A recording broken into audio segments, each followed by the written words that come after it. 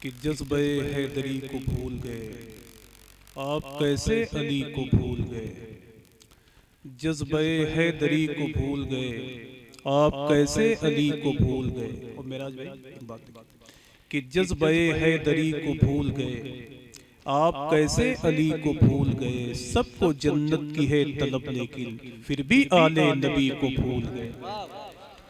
कि सबको जन्नत की है तलब लेकिन सबको जन्नत की है तलब लेकिन फिर भी आले नबी को भूल गए। अल्लाह का शुक्र है कि आज से तकरीबन 4 साल पहले मैंने सरकार इमाम हुसैन की मज़ार मुक़द्दस को इतने करीब से चूमी है कि जैसे ये माइक है। अल्लाह सबको ये शरफनामा अता फरमाए कि वो मौलाए कायनात के लाडले सरकार इमाम हुसैन की बारगाह नूर करम में जाया करें। मखदूमा ज़ैनब ने एक मौके पर इरशाद फरमाया था यजीद के दरबार में कि यजीद तू ये चाहता है कि मेरे भाई हुसैन का नामो निशान मिट जाए, तू ये चाहता है कि हुसैन का जिक्र करने वाले पूरी दुनिया में कम हो जाएं। थोड़ी देर के बाद में अजान की आवाज़ आई तो मखदूमा ज़ैनब ने इरशाद फरमाया कि यजीद ये बता, अजान की इस आवाज़ में तेरे नाना का नाम लिया जा रहा है कि मेरे नाना का नाम लिया जा रहा है। अल्लाह का शुक्र है, बड़ा अजीम घराना है मेरे हुजूर का। मैंने तो बहुत पहले कभी एक शेर पढ़ा था कि बेनूर जिंदगी को मुकम्मल किरण मिले, तेरे कदम की खाक जो शाहे ज़मन मिले। उलझे हुए हैं लोग हजारों की भीड़ में, हम खुश नसीब हैं कि हमें पंजतन मिले।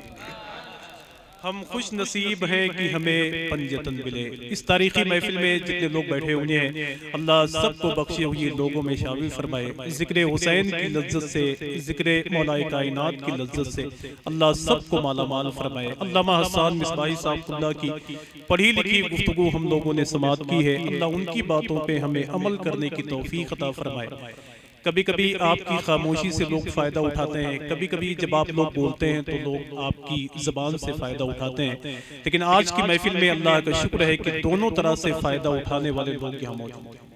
मोहतरम रजब मनकापुरी साहब बैठे हुए हैं जिनको हम बचपन में कभी सुनते थे, आज वो यहाँ तशरीफ़ फरमा है और उनको बूढ़ा देख करके मुझे बहुत खुशी महसूस कि ये सब माशाअल्लाह तशरीफ़ ले जाने वाले।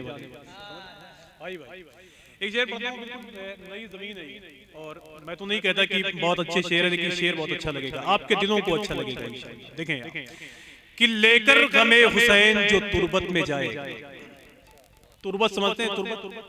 तुरबत कहते हैं कब्र को। अरे जल्दी बोलो भाई, तुरबत समझते हैं? कब्र को कहते हैं कब्र को। अच्छा, कब्र में होता क्या है और वहां लोग पहुंचते कैसे हैं? जब लोग मरते हैं तो वो अपनी तुरबत में जाते हैं। अब देखिए मेराज एक शेर कि लेकर गमे हुसैन जो तुरबत में जाए, कि लेकर गमे हुसैन जो तुरबत में जाएगा, सीधा मेरे हुसैन की जन्नत में जाएगा। मैं बहुत शेर पढ़ चुका हूँ हिंदुस्तान की महफिलों में, करीब 12 साल हो गए मुझे निजामत करते हुए, तो मैं पुराने शेर को हाथ नहीं लगाना चाहता वरना फिर आप पूछ लेंगे। लेकिन यही सुनते रहेंगे तो धीरे धीरे मैं इसे पूरे हिंदुस्तान में पढ़ूंगा। सरकारे मौलाए कायनात मौला अली के मुकाबिल में मदीना शरीफ में एक बड़ा ताकतवर इंसान आया था, उसका नाम था मरहब। ये मरहब कौन था? बड़ा ताकतवर था, उसे अपनी ताकत पे बड़ा नाज था। लेकिन शेरे खुदा के सामने जब आया तो उसके जिस्म के 2 टुकड़े हो गए कि मरहब का बदन यूं ही नहीं कांप रहा है, वो देख उधर हैदरे कर्रार खड़े। एक शेर पढ़ता हूं, देखिए मैं समझ के पढ़ता हूं, आपको बगैर समझे हुए सुभान अल्लाह कहना है मेरा। कि लेकर गमे हुसैन जो तुरबत में जाए, सीधा मेरे हुसैन की जन्नत में जाएगा। मरहब का जिस्म देख के कहती थी जुल्फ़िकार, ये आज मुर्तजा की अदावत में जाएगा। कि मरहब का जिस्म देख के कहती थी जुल्फ़िकार, ये आज मुर्तजा की अदालत, ये आज मुर्तजा की अदावत में जाएगा। और सरकार इमाम हुसैन का जहां जिक्र किया जाएगा करबला की जमीन पर, वहीं अगर एक जात का जिक्र न किया जाए तो पूरी करबला की तारीख मुकम्मल नहीं हो सकती। वो सरकार इमाम हुसैन की बहन है, उनका नाम है मखदूमा ज़ैनब, जिनके बारे में एक शायर ने कहा था कि सितम के शहर में तूफान बन के आई है, ये दीने हक की निगहबान बन के आई है। यजीद तू ये समझता है कैद है ज़ैनब, ये शहरे शाम में सुल्तान बन के आई है। जरा हाथों को उठाएं और मिलके बोले लब्बैक या हुसैन। और मिलके बोलो लब्बैक या हुसैन। आज तो माशाल्लाह इतना बोलो कि चारों तरफ से आवाज आए कि कांटों की रुकावट से कली भी नहीं रुकती, सयाद से फूलों की खुशी भी नहीं रुकती, क्या रोकोगे तुम जिक्र हुसैन इब्ने अली को, अबे तुमसे तो एक असगर की हंसी भी नहीं रुकती। एक शेर करबला के मैदान में जुल्म का बाजार देखें और मखदूमा ज़ैनब यजीद की सारी ताकत और कुव्वत के सामने खड़ी हुई थी, अब क्या कहना चाहती वो देखें मेराज भाई कि लेकर गमे हुसैन जो तुरबत में जाए।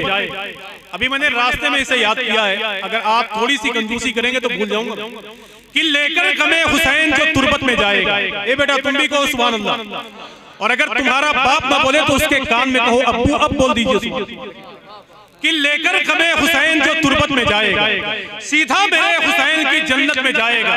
और मरहब का जिस्म देख के कहती थी जुल्फ़िकार, ये आज मुर्तजा की अदावत में जाएगा। ज़ैनब ने कसरे शाम में बोला यजीद से, अब फैसला खुदा की अदालत में जाएगा। नारे तकबीर बुलंदा से नारे रिसालत हजरत अल्लामा आफाक हजरत साहिब क़िबला मुशाहिदी, नारे तकबीर नारे रिसालत। कि लेकर गमे हुसैन जो तुरबत में जाएगा, सीधा मेरे हुसैन की जन्नत में जाएगा। मरहब का जिस्म देख के कहती थी जुल्फ़िकार, ये आज मुर्तजा की अदावत में जाएगा।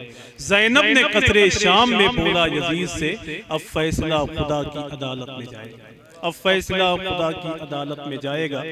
और कारी शाबान साहब ने इरशाद फरमाया कि सरकारे मखदूम पाक की बारगाह नूर करम से जिनका ताल्लुक भी है, अल्लाह का शुक्र है एक अशरफी ख़ानदान है, उसी अशरफी ख़ानदान में परवरिश पाने वाली एक ज़ात है खलीकुल उलमा गुले गुलजार अशरफियत हुज़ूर शाह अल्लामा सैयद खलीक मियां साहब वो तशरीफ़ फरमाएं।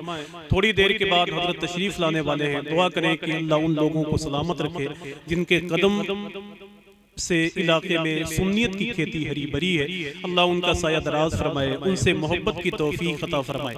अच्छा कितने लोग हैं जो कारी मोहम्मद शाबान साहब को सुनना चाहते हैं, जरा हाथों को उठाएं। माशाअल्लाह कारी साहब से तो आप लोग बड़ी मोहब्बत करते हैं और शायद उनसे मोहब्बत करते हैं, और उन्हीं से मोहब्बत की जो वजह है वो शायद हम लोग भी बने हुए हैं। और दुआ करें कि अल्लाह इस महफिल नूर को अपनी बारगाह में कबूल फरमाए। आइए अदब और एहतराम के साथ शाहकार तरन्नुम जनाब कारी मोहम्मद शाबान साहब नूरी, उनसे मुलाकात करते हैं। आइए नारों से इस्तकबाल कर लें।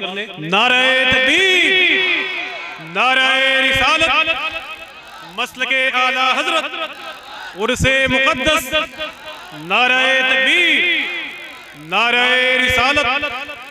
कारी साहब की मोहब्बत का तो एक आलम गवाह है। कारी साहब का जो अखलास है, उनका खुलूस है, उसको देख करके हर आदमी ये कहता है कि कारी साहब जैसे लोग अगर मौजूद हों तो मेरे ख्याल से गूंगा आदमी भी कामयाब हो जाएगा। बस कारी साहब की आदत ये है कि मेरे लहजे में जी हुजूर न था, इससे ज्यादा मेरा कसूर न था, कि दर्द ने मीर तकी मीर बना रखा है, मुझको इन फितनों ने कश्मीर बना रखा है। यार हालात तो इतने खराब है मौजूदा वक्त में कि अगर आप तरक्की कर रहे हैं तो आपका भाई नहीं खुश है, आप आगे बढ़ रहे हैं तो आपका चचा नहीं खुश है।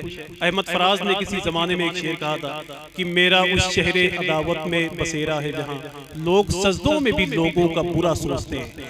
मैंने बहुत पहले अपनी निजामत में एक बात कही थी कि डूबने वाला बहुत देर से डूबे, शायद डूबता देखने वाले को बहुत जल्दी। आइए नारों से फिर इस्तकबाल करने कारी मोहम्मद शाबान साहब। नारे तकबीर, नारे रिसालत, मसलके आला हजरत,